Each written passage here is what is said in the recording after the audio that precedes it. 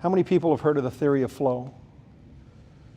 This was done 40 years ago by this gentleman. I can't say his name. Mihai Csikszentmihalyi. I can't say it. Csikszentmihalyi. Doesn't matter. It's Michael something, right? Yeah. So, but what he did, he wanted to know why the best people in the world are the best. And he studied artists, and he studied musicians, he studied athletes, scientists. And what he found out is that when they're doing something, when they have a challenge, they have the skills to meet that challenge. And that's called flow. So even whatever challenge they faced, they've got the skills to do. That's what they've been designed to do. But when they started to talk to these people, they all talked about the fact that there was no ego.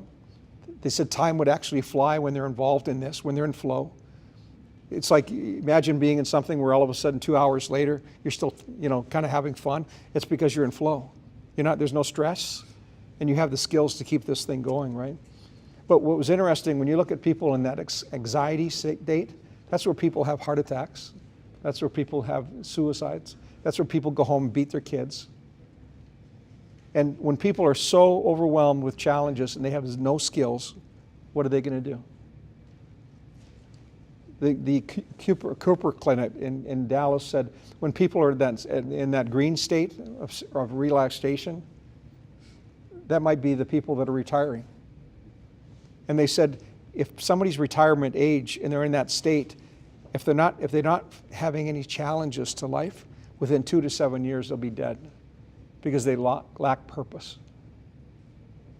And I realized in my life what I've been doing is taking people that were significant business people, and I was asking them to validate something that I was looking at, a business in crisis. And all I wanted them to do is talk to the CEO. I wanted them to know each other. And I said, what's your perception of what he's dealing with? What would you do? And I didn't realize until I understood this, I was actually helping both people get into flow. One felt like they're still relevant, and the other person said, you're going to help me out with a problem, right? Well, the world's changed. It's a social world. I changed this 2 years ago. Well, 4 years ago now, I guess. It's about relationships. So when you have a challenge, you have real relationships in your life. And what I realize is that when you're in anxiety, you have to be transparent. And if you don't have nobody to be transparent with, you might as well shut it down. And most people will never sit down and tell people what's really going on online. I love looking at businesses where somebody can figure out very quickly what somebody's dealing with. And what I realized in these significant business relationships, what I was looking for, what I call five percenters. And that means all they have to do is hear 5% of a story. They know the other 95%, because it's experience. And what happens is you can hear people say, I got it. You don't even have to get deep in regards to what you're dealing with. You don't have to share the ugliness.